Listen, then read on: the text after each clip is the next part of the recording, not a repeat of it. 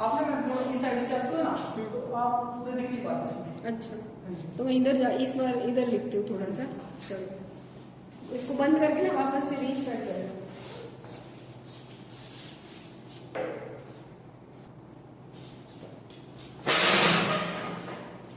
एक छोटा सा टॉपिक और पढ़ते हैं, ठीक है। अब इसमें हम लोग बात करेंगे कि कैसे आप लोगों की बॉडी में जो प्रोटीन है वो डाइजेस्ट होता है, कैसे अलग अलग फॉर्मेट में वो ट्रांसफर हो जाता है। एक क्वेश्चन आता है जनरली, एक क्यों इस छोटे से टॉपिक पर आप देखोगे कि बहुत सारे क्वेश्चन जो है वो तुमको देखने को मिलेंगे, है ना। हम बात करें जैसे प्रोटीन की, आपने टीवी वगैरह में भी ऐड देखा होगा, ठीक है, सभी लोग जानते हैं प्रोटीन, सुना भी है ना। लेकिन प्रोटीन की अगर हम लोग बात करें तो एक्चुअल में क्या कैसे हमारे पेपर के लिए रेलेवेंट है वो देखते हैं।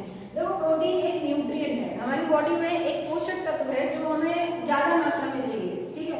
पोषक तत्व दो कैटेगरी में बंटे होते हैं, एक है मैक्रोन्यूट्रिएंट और एक है माइक्रोन्यूट्रिएंट। मैक्रोन्यूट्रिएंट जो बड़े साइज के हैं, पॉलीमेरिक फॉर्म में पॉलीमर होते हैं, लंबी चेन मॉलिक्यूल होते हैं और हमारी बॉडी में एनर्जी देने का काम करते हैं।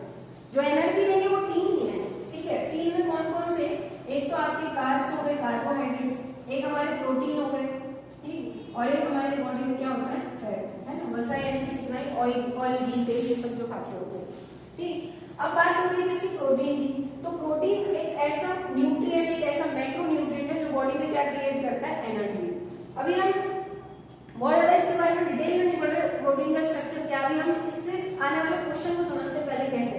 तो आप अभी छोटा सा एक कंसेप्ट ध्यान में रखना कि प्रोटीन क्या है। अगर कोई भी आपसे पूछता है कि प्रोटीन है क्या, तो प्रोटीन हमारी बॉडी में ऐसे पदार्थ जिसके अंदर पाया जाता है विशेष रूप से कार्बन, हाइड्रोजन, नाइट्रोजन, कभी कभार सल्फर और कुछ मात्रा में क्या, ऑक्सीजन। लेकिन विशेष रूप से आप ये तीन चीजें भी याद रखते हो ना तो ये भी सफिशिएंट है। आप याद रखना कि प्रोटीन के अंदर तीन चीजें होती है, कार्बन, हाइड्रोजन और विशेष रूप से क्या है, नाइट्रोजन। कुछ प्रोटीन में अपने को सल्फर भी मिलता है और ऑक्सीजन कुछ मात्रा में होता है, ठीक है। तो कार्बन, हाइड्रोजन, नाइट्रोजन से बनी मॉलिक्यूल्स को हम लोग क्या बोल देते हैं, प्रोटीन, ठीक। एक क्वेश्चन यहाँ पर आता है कि नाइट्रोजन का जो सोर्स है वो बॉडी में क्या होता है। तो नाइट्रोजन का जो प्रमुख सोर्स है हमारी बॉडी में क्या है, प्रोटीन है। हम प्रोटीन खाएंगे तभी हमारी बॉडी में क्या बनेगा, नाइट्रोजन बनेगा। लेकिन जब ये प्रोटीन डाइजेस्ट हो जाता है तो डाइजेशन के दौरान ये अलग अलग रूप में बदलता है, ठीक है।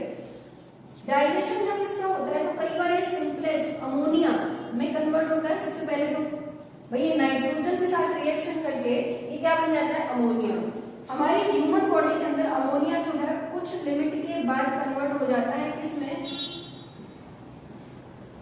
इसको हम पढ़ेंगे क्या, यूरिया। उसके बाद ये कन्वर्ट हो जाता है किसमें, यूरिया में। और कुछ लिमिट बाद यही यूरिया भी कन्वर्ट हो जाता है किसमें,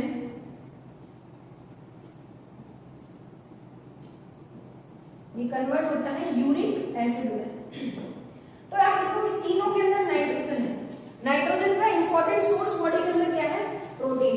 और प्रोटीन जो है वो हमें फ्री नाइट्रोजन प्रोवाइड करता है बॉडी में डाइजेशन के बाद। और उसके बाद क्या होता है कि ये कन्वर्ट होता है किसमें, अमोनिया में, फिर यूरिया में और यूरिक एसिड। तीन नाइट्रोजीनियस कंपाउंड यानी कि ऐसे कंपाउंड, ऐसे यौगिक जिसमें नाइट्रोजन पाया जाता है, ऐसे नाइट्रोजन युक्त यौगिक बॉडी के अंदर वो तीन ही है, ठीक है। हमारी बॉडी के अंदर अमोनिया उतना नहीं होता, ये कन्वर्ट हो जाता है यूरिया में, उसके बाद यूरिक एसिड बनता है। लेकिन अधिक प्रोटीन की मात्रा भी खतरनाक है। बॉडी में ज्यादा प्रोटीन अगर प्रॉपर डाइजेस्ट भी नहीं हो पा रहा तो ये यूरिक एसिड जो है लगातार बॉडी में बढ़ता जाता है। और यूरिक एसिड जो हमारे जैसे ये जॉइंट है, ठीक है, जितने भी बॉडी के जो जॉइंट होते हैं अलग अलग, जैसे पैर का, हाथ का, तो इन जॉइंट के बीच में छोटे छोटे इसके क्रिस्टल जो है वो जाकर के फंसते हैं, जो बनते हैं सिचुएशन पेन की। तो इस सिचुएशन को हम लोग क्या करते हैं भाई, गाउट बोलते हैं। ये आर्थराइटिस का ही एक टाइप है। लेकिन यूरिक एसिड की वजह से अगर हमारे जोड़ों में दर्द होता है तो हम इसको पढ़ते हैं क्या, गाउट बोलते हैं, ठीक है। तो ये याद रखना कि क्वेश्चन कई आते हैं कि प्रोटीन में इंपॉर्टेंट सोर्स क्या है, भाई नाइट्रोजन ही है सबसे इंपॉर्टेंट सोर्स, क्योंकि कार्बन, हाइड्रोजन, कार्बोहाइड्रेट और फैट में भी है, लेकिन नाइट्रोजन इसका इंपॉर्टेंट सोर्स है। इसके अलावा सल्फर होता है, तो सल्फर हम पढ़ेंगे बाद में जब केमिकल स्ट्रक्चर देखेंगे। हम बात करें अगर आपसे पूछे नाइट्रोजन का सोर्स, प्रोटीन। हमारी बॉडी में, ह्यूमन बॉडी में एक्सक्रीशन के दौरान यूरिन के अंदर इन तीनों में से कौन सा सोर्स सबसे ज्यादा पाया जाता है, तो आंसर होगा यूरिया। हमारी मानव यूरिन के अंदर सबसे ज्यादा जो मिलने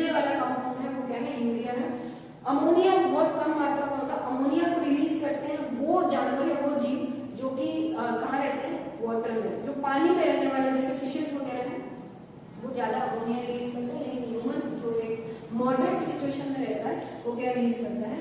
यूरिया।